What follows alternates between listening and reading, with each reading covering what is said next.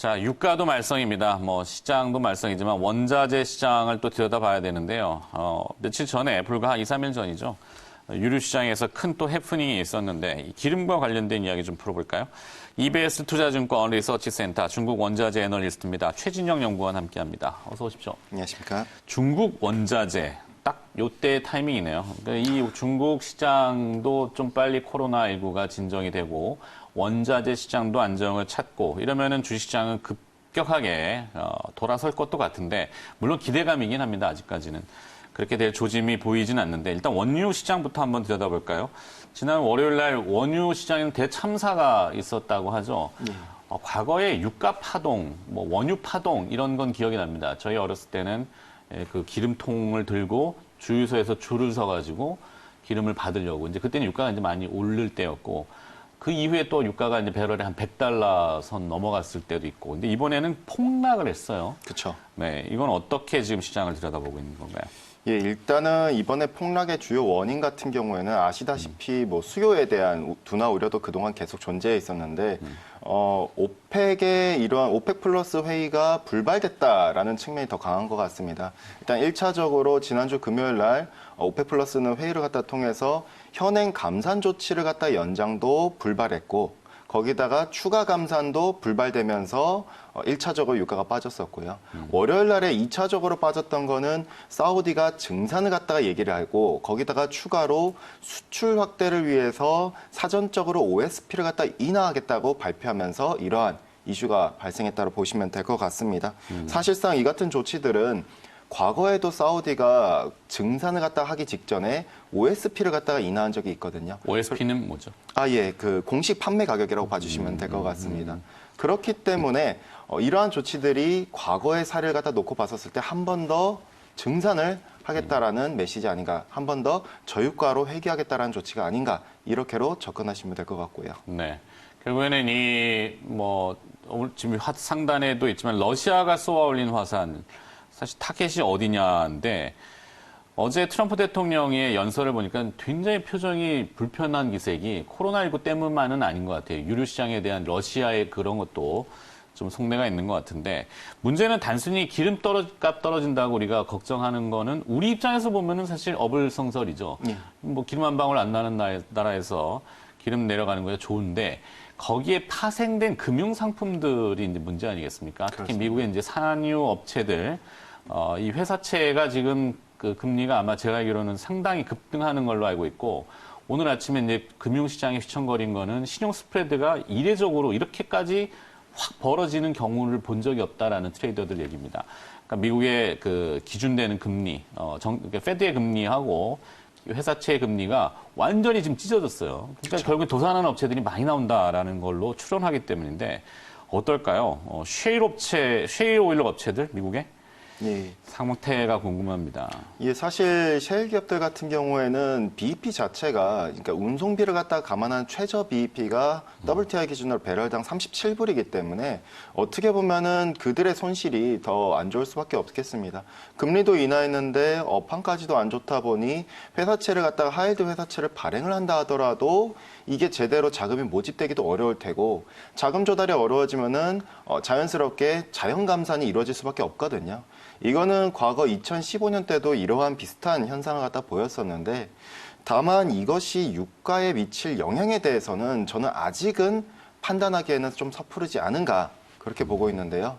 그 이유는 결국 이제 미국 쪽에서 자연 감산이 이루어진다 하더라도 그게 올해 대략 50만에서 100만 정도가 이루어진다 하더라도 사우디나 나머지 국가들이 증산이 더 우려스럽다. 즉 그동안 오펙 플러스는 감산을 해오다가 증산으로 돌아섰기 때문에 결과적으로 미국의 산유량이 내려가는 속도보다 올라오는 속도가 더 이제 상쇄시키는 요인들이 많지 않을까 정도 이해해 주시면 될 것 같고요.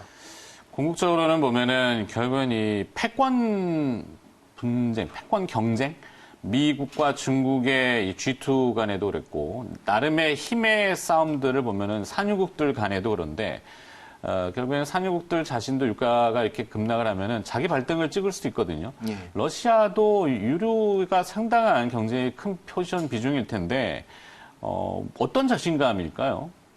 사실 러시아 같은 경우에는 자신감이라기보다는 불만의 표출이죠. 그러니까 혹자들은 트럼프의 뭐를 쥐고 있다 이렇게도 얘기하던데 이건 뭐 어떤 음모론적인 거고 뭐 비하인드니까.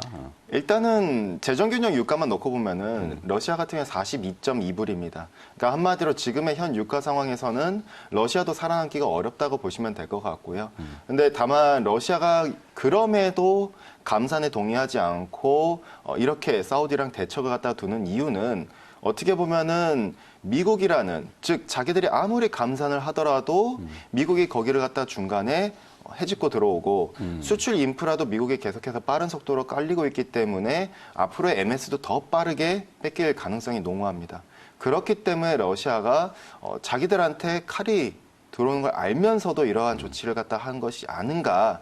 즉 과거 2014년에서 2016년 때는 사우디가 어떻게 보면은 미국의 셰일 기업들을 고사시키기 위한 전략이었다면은 이번에는 러시아가 이를 위해서 좀 더 사우디랑 뭐 어떻게 보면 이제 사우디를 그런 식으로 유도한 것이지 않겠는가 이렇게도 볼 수가 있겠고요. 네.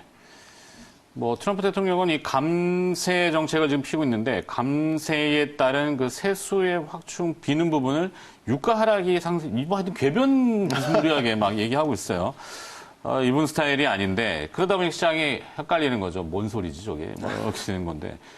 자, 사우디가 증산 카드를 꺼내면서 러시아를 압박하고 있는데 러시아의 결정이 만약에 되돌려진다면은 우리 그만 싸우고 합의합시다. 시장이 이 정도인데 이렇게 가다가 다 죽습니다. 이렇게 뭔가 화해 제스처 그것도 명분이 좀 필요할 텐데 그런 가능성은 혹시라도 없을까요?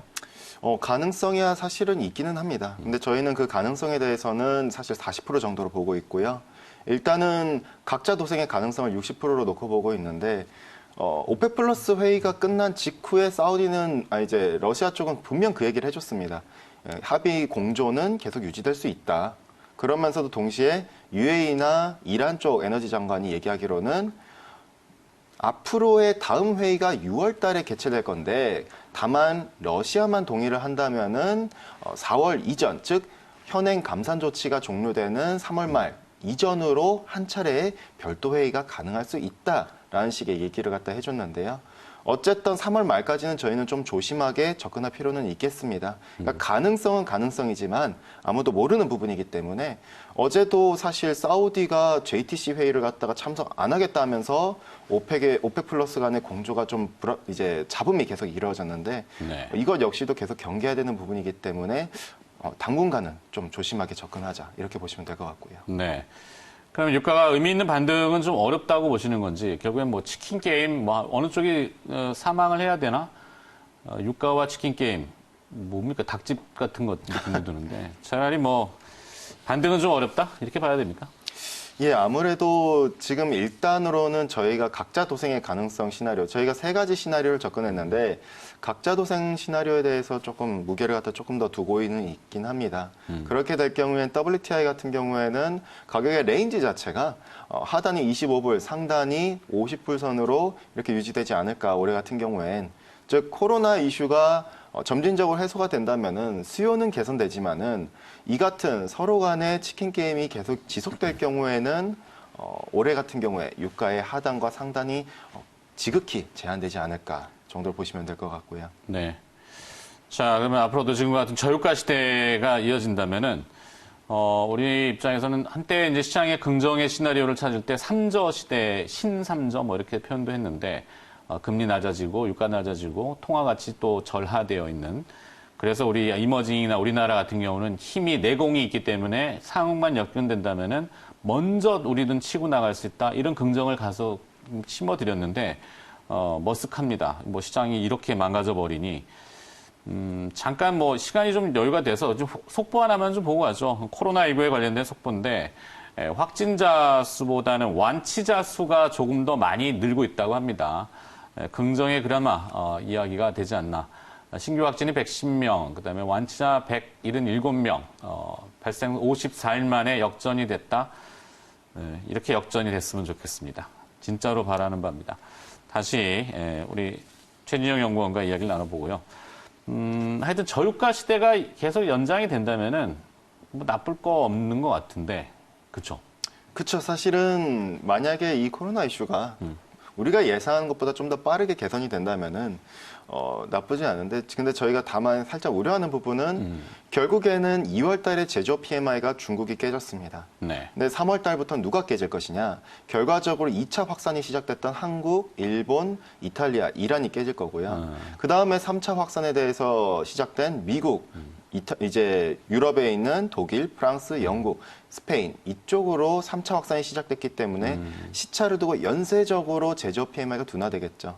다만 이거는 어쨌든 상반기 동안의 이슈고 저희가 하반기를 놓고 봤을 때는 여전히 긍정적인 가능성은 있지 않을까. 다만 지금의 리스크에 있어서 실물 경기가 원체 위축이 돼 있고 지금의 이게 금융 불확실성으로까지 연결되고 있기 때문에 지금 당분간은 조금 조심스러운 입장이 좀 저희는 두고 있는 부분이고요.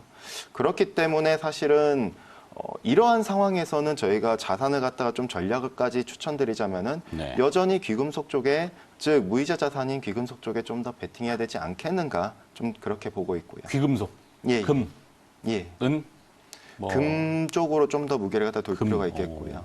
팔라듐 이런 것도 좀 봅니다. 사실 근데 팔라듐 같은 경우에는 같은 귀금속이지만 산업재? 산업금속에 좀 더 많이 영향을 미칩니다. 그러니까 자동차 판매량 자체가 둔화될 경우에는 결과적으로 거기에 배기가스를 갖다가 억제하는 촉매제 역할인 팔라듐의 수요가 둔화될 수밖에 없거든요. 네. 그렇기 때문에 팔라듐보다는 조금 더 우리가 앞으로의 명목금리의 방향성, 즉 금리가 인하되는 방향성을 놓고 본다면은 앞으로의 부양책을 놓고 본다면 조금 더 금에 대한 방향성이 좀 더 우호적이지 않은가 그렇게 볼 수가 있겠고요. 네.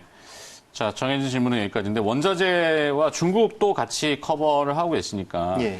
사실 유가 하락이 이제는 수요 둔화 측면으로 보고 제조업 지표가 둔화되는 게 연쇄적으로 1, 2, 3차 결국엔 미국까지 가봐야지 실물 지표 보고 우리가 바닥을 좀 가늠한다. 이런 정책이나 그랬고 시간을 좀 두고 봐야 되는 부분인데 중국 쪽이 좀 빠르게 회복한다라면 희망의 그 요소도 이런 실물 지표의 둔화를 어느 정도 상쇄시킬 수 있는 기대감으로 작용할 수 있지 않을까. 그래서 중국 상황 좀 요즘 어떻게 보고 계세요? 중국은 거의 진정 국면입니다. 네. 코로나 이슈도 진정 국면이고 더 큰 중요한 거는 그러니까 저희가 가동률을 갖다 많이들 놓고 보시는데 중국의 자동차 유통업 협회 같은 경우에는 근로자들 복귀율 자체가 이미 80%를 갖다 넘어섰고요. 거기에다가 공장들의 가동 재개율 역시도 자동차 관련해 가지고는 빠른 속도로 대략 한 못해도 50%까지 빠른 속도로 회복하고 있습니다. 그러니까 저희가 놓고 봤었을 때 공장들의 전반적인 산업의 중국의 공장들의 정상화는 이르면 3월 중순에서 늦으면 4월 초라고 접근했는데 이미 그 속도로 갖다가 맞춰서 올라와주고 있고요. 앞으로 중요할 거는 이제 코로나 이슈는 중국은 좀 점진적으로 둔화되고 중요한 거는 이제 전인대가 양회가 언제쯤 개최될 것인가. 다시 이제 재개되는 걸로. 그렇죠. 즉 저희 시장에서는 일단 예상하기로는 3월 말에서 4월 초로 많이들 놓고 보고 있는데 네. 일단 그렇게 될 경우에는 지금의 저희가 포커스를 맞추고 있는 거는 중국의 부양책 어느 방향성인가. 그 방향성에 있어서는 당연히 중국에서 계속 얘기하는 신형 인프라, 즉 5G 데이터 센터 내지는 이제 고압 이제 송전 설비 그리고 고속철 그리고 지하철 이쪽 그리고 전기차 충전 시설 이쪽으로 중심으로 뭔가 계속 포커스가 맞춰져 있다 보니 저희는 그쪽 중심으로 중국은 좀 주목해야 되지 않은가 그렇게도 보고 있고요. 네, 알겠습니다. 중국과 원자재에 대한 이야기 좀 풀어봤고요. 무슨 의미가 있겠냐라고 또 하실 수 있겠지만 상황이 변하면 항상 이것이 포커싱이기 때문에 자, EBS 투자증권 리서치 센터 중국 원자재 애널리스트였고요. 최진영 연구원이 수고해 주셨습니다. 고맙습니다. 감사합니다.